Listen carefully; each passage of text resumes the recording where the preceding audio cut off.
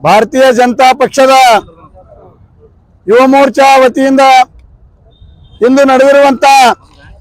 ಬೃಹತ್ ಪ್ರತಿಭಟನಾ ಒಂದು ಕಾರ್ಯಕ್ರಮದಲ್ಲಿ ಭಾಗಿಯಾಗಿರುವ ಯುವ ಮೋರ್ಚಾ ಅಧ್ಯಕ್ಷರಾದ ಅಶೋಕ್ ನಾರಾಯಣಪುರ ಅವರೇ ಹಾಗೂ ಇಲ್ಲಿ ಸೇರಿರತಕ್ಕಂತ ಎಲ್ಲ ಮೋರ್ಚಾಗಳ ಅಧ್ಯಕ್ಷರೇ, ಎಸ್ಸಿ ಮೋರ್ಚಾ ಅಧ್ಯಕ್ಷರಾದ ಶ್ರೀಕಾಂತ್ ಬಿಜಾಪುರ ಅವರೇ, ಮಹಿಳಾ ಮೋರ್ಚಾ ಅಧ್ಯಕ್ಷರಾದ ನೀಲಮ್ಮ ಯಡ್ರಾಮಿ ಅವರೇ,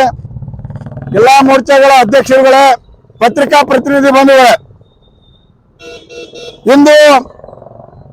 ಮೊನ್ನೆ ನಡೆದಿರುವ ಬೆಳಗಾವಿ ಚಳಿಗಾಲ ಅಧಿವೇಶನದಲ್ಲಿ ಕರ್ನಾಟಕ ಸರ್ಕಾರದ ಕಾಂಗ್ರೆಸ್ ಆಡಳಿತ ಇರುವಂತ ಮುಖ್ಯಮಂತ್ರಿಗಳಾದ ಸನ್ಮಾನ್ಯ ಸಿದ್ದರಾಮಯ್ಯನವರು ಹಾಗೂ ಅವರ ಮಂತ್ರಿಮಂಡಲ ಅಧಿವೇಶನದಲ್ಲಿ ಇವತ್ತು ದ್ವೇಷ ಭಾಷಣ ಮತ್ತು ದ್ವೇಷ ಅಪರಾಧಿಗಳ ಪ್ರತಿಬಂಧಕ ವಿಧೇಯಕ 25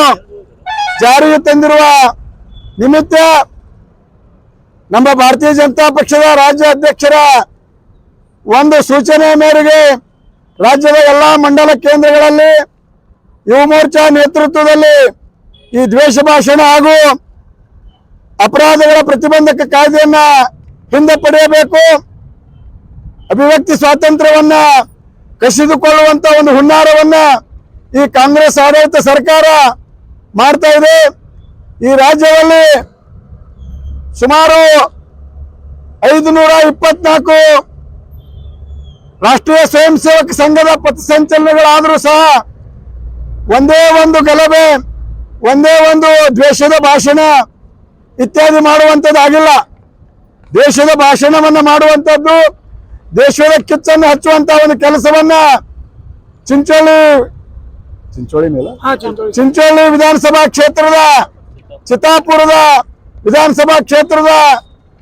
ಶಾಸಕರಾಗಿರ್ತಕ್ಕಂಥ ಮಂತ್ರಿಗಳಾದಂತ ಶ್ರೀಯುತ ಪ್ರಿಯಾಂಕ್ ಖರ್ಗೆಜಿ ಅವರು ಸಾಕಷ್ಟು ವಿಷ ಬಿತ್ತುವಂತ ದ್ವೇಷದ ರಾಜಕಾರಣ ಮಾಡತಕ್ಕಂತ ಒಂದು ಕೆಲಸವನ್ನ ಇವತ್ತು ಅವರು ಮಾಡ್ತಕ್ಕಂಥದ್ದು. ಈ ದೇಶಕ್ಕೆ ಒಳ್ಳೆಯ ಸಂಸ್ಕೃತಿ, ಆಚಾರ, ವಿಚಾರ, ಬದುಕನ್ನ ರಾಷ್ಟ್ರೀಯ ಪರಿಕಲ್ಪನೆ ಇಟ್ಕೊಂಡು ಕೆಲಸ ಮಾಡ್ತಕ್ಕಂಥ ಇವತ್ತು ಭಾರತೀಯ ಜನತಾ ಪಾರ್ಟಿ ಸಂಘಟನೆಯ ಮೇಲೆ, ವಿವಿಧ ಸಂಘಟನೆಯ ಪರಿವಾರ ಸಂಘಟನೆಗಳ ಮೇಲೆ ಭಾಷಣ ಮಾಡ್ತಕ್ಕಂಥ ನಾಯಕರುಗಳ ಮೇಲೆ ಇವರು ದ್ವೇಷ ರಾಜಕಾರಣ ಇರ್ಬೋದು, ಇವತ್ತು ದ್ವೇಷದ ಅಪರಾಧಗಳನ್ನ ಪ್ರತಿಬಂಧನೆ ಮಾಡ್ತಕ್ಕಂಥ ಒಂದು ಕಾನೂನನ್ನ, ಅತ್ಯಂತ ಉಗ್ರವಾಗಿರ್ತಕ್ಕಂಥ ಕಾನೂನನ್ನ ತರುವಂತ ಒಂದು ಪ್ರಯತ್ನ ಮಾಡಿ ಇವತ್ತು ಜಾರಿಗೆ ತಂದಿದ್ದಾರೆ. ಅದನ್ನು ಇವತ್ತು ನಾಗರಿಕರ ಹಕ್ಕನ್ನು ಕಸಿದುಕೊಳ್ಳುವಂತ ಒಂದು 19(1) ಪರಿಚ್ಛೇದ ಈ ವಾಕ್ ಸ್ವಾತಂತ್ರ್ಯ ಉಲ್ಲಂಘನೆ ಆಗಿದೆ. ಡಾಕ್ಟರ್ BR ಅಂಬೇಡ್ಕರ್ ಅವರು ಸಂವಿಧಾನದಡಿ ನೀಡಿರ್ತಕ್ಕಂಥ ಅಭಿವ್ಯಕ್ತಿ ಸ್ವಾತಂತ್ರ್ಯವನ್ನ ಕಾಂಗ್ರೆಸ್ ಸರ್ಕಾರ ಕಿತ್ತುಕೊಳ್ಳುವಂತ ಈ ಒಂದು ನೀತಿಗೆ ನಾವು ಪ್ರಬಲವಾಗಿ ಖಂಡನೆಯನ್ನು ನಾವು ಮಾಡ್ತಾ ಇದ್ದೇವೆ. ಇದು